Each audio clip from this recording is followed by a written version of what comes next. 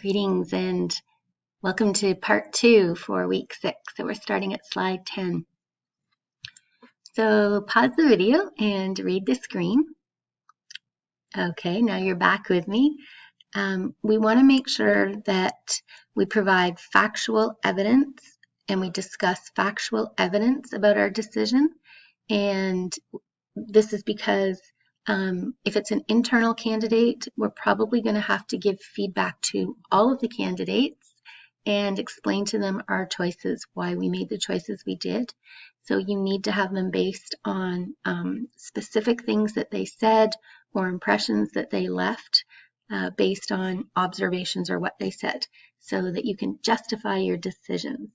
You're going to keep these notes on file so that if there's a human rights grievance, or like I said, it's internal candidates and they want feedback, you have your notes so that you can give them this feedback.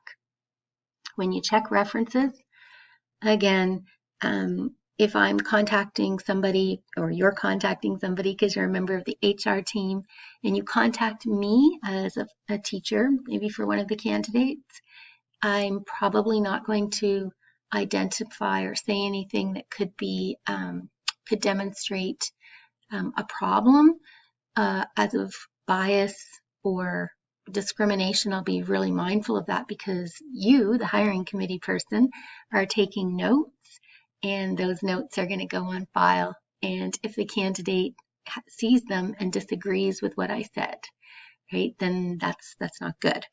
So a lot of employers will only confirm work dates, job duties, and that's about it. Okay. Like I said, you're probably going to have to inform the candidates if it was an internal posting, and so you were a member of the hiring committee and you were interviewing people from within the business that are trying to move into this job, you're probably going to have to give them feedback.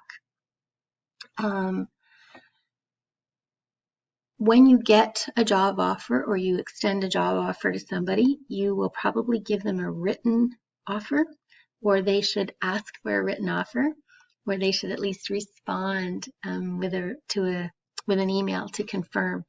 And that's because you want to make sure that all the terms of the employment, the start date, the salary, vacation, the duties, the tasks, that you mention all of those things in the email that you send the candidate, just so that there's no misunderstandings about when you expect them to start, where they are expected to work. Is it the Scarborough location? Is it the Whitby location?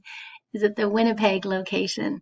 So all of those things are in writing, and you've sort of sealed the deal with that instead of just verbally.